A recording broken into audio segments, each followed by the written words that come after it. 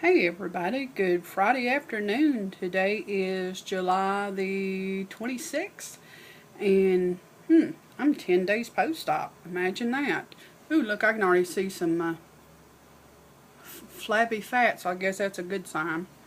Anyhow, um, just warning everybody if you're bullheaded like me and try to think you're getting better sooner, it's not. Take it easy. So today I've just been taking it easy and took me a nap and just trying to rest and get back in the game. I did find out something strange last night, which I'd asked one of the other post-oppers about it, and she told me, I think she's fairly new at it too, and she didn't quite get my question. Which, when you're texting a question, it's always harder to get a good meaning out. But this is what happened. Everybody that's out, that's several months or years out, or even newbies that know.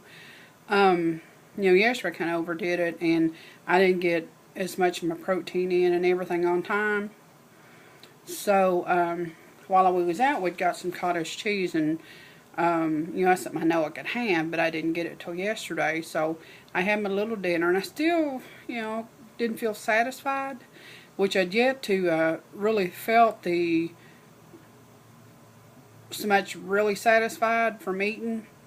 So I'd ate dinner, and I sat around for a while, and I thought, well, maybe a little something else to kind of top it off.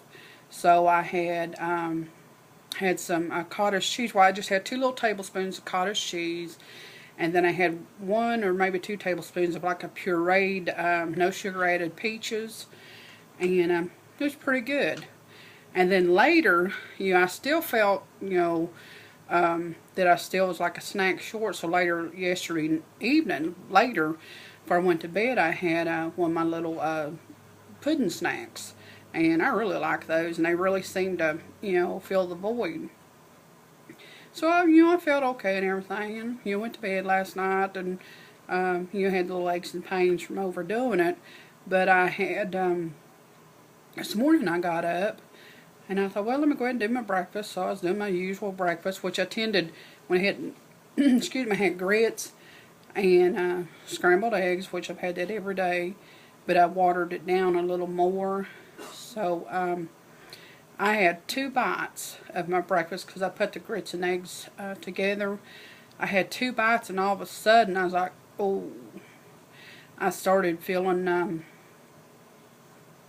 I guess, kind of that full feeling. Felt like I was gonna, I guess, kind of like I had a burp that hung in there, and it wouldn't really go up or down. And then in a few minutes, I started feeling a little bit nauseous. I thought, what have I done? So anyway, after a while, it passed. So I just quit eating at that point because, I think I figured from what I'd ate yesterday evening, it was still there. And I topped it off with that 2 little spoons of food, and I use baby spoons. So anybody got any advice, what I'm doing? Because it took me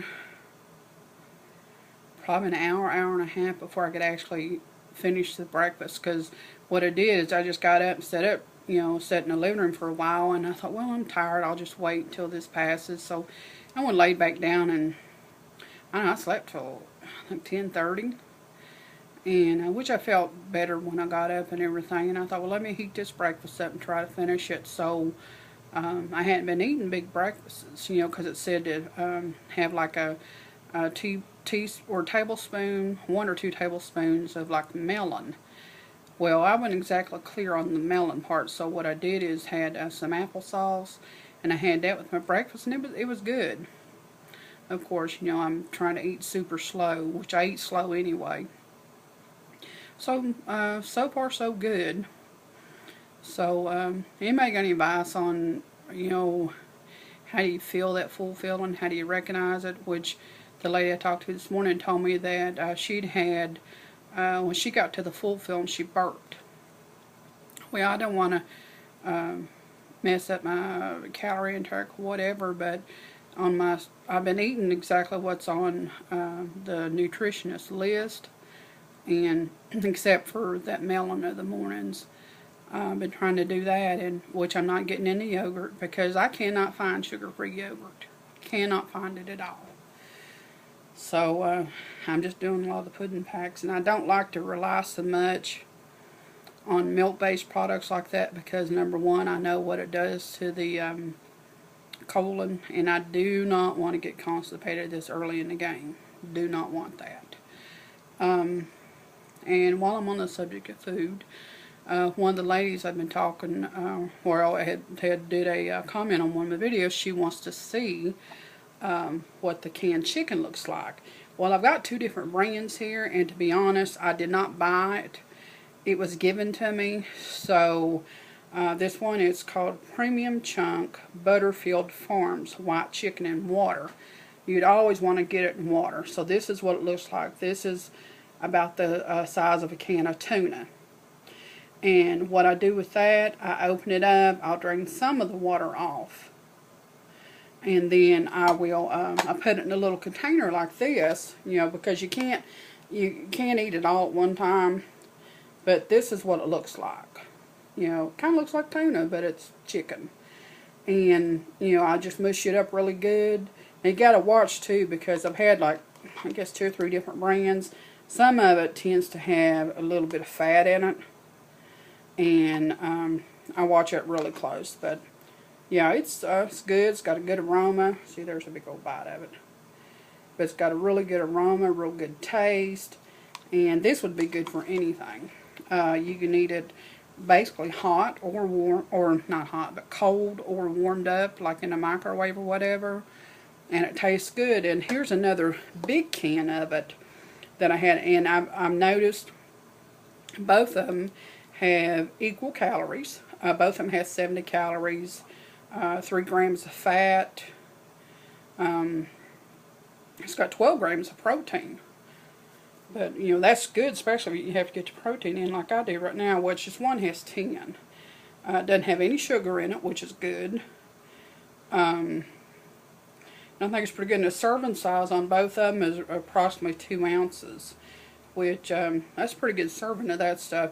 Here's the other one. It's on called a Clear Value brand. It's chunk white chicken in water, 95% fat-free. That's what this one looks like. But basically, and this is a 10-ounce can. Basically, you can find this chunk chicken at any grocery store. Walmart, Kroger, Ingles. That's just to name a few of the stores that's in the local area. But like I said, I didn't purchase this chicken. It was given to me. So, I don't know if it averaged, you know, price-wise, maybe a little bit more than tuna. But it's worth it, though. I mean, considering the price of groceries these days, you know, such as, even to find, for here to find, chicken on the bone and stuff, or even the skinless, boneless chicken breast, kind of pricey. So that right there is more than enough for, you know, the surgery, post-op diet. So anyhow, that's, well, my phone's getting low. But anyway, I just wanted to share that with you, and I hope, you know, I really don't feel like I'm out enough right now to where I can really give any advice. I just share, you know, what's going on with me, and maybe it helps somebody, maybe it won't. But any advice given to me, I'd greatly appreciate it. And I called my doctor's office yesterday morning, the surgeon. They just called me back a few minutes ago. And I've got like a little rashy type spot around one of my incisions, and it's driving me nuts. I think pretty sure it's where I'm healing. But she said use hydrocortisone on it, but not get it near the incision. But anyhow, doing good today, trying to get my fluids in. I'm sipping. But other than that, nothing going on. Just, you know, getting kind of bored. You know, I had street clothes on most of the day yesterday, and I said, "Dad, I'm just gonna wear my gown." So I'm at Ain't like anybody's coming to see me, you know. Okay, well, y'all have a good evening, and I will talk to you later. Love ya. Bye.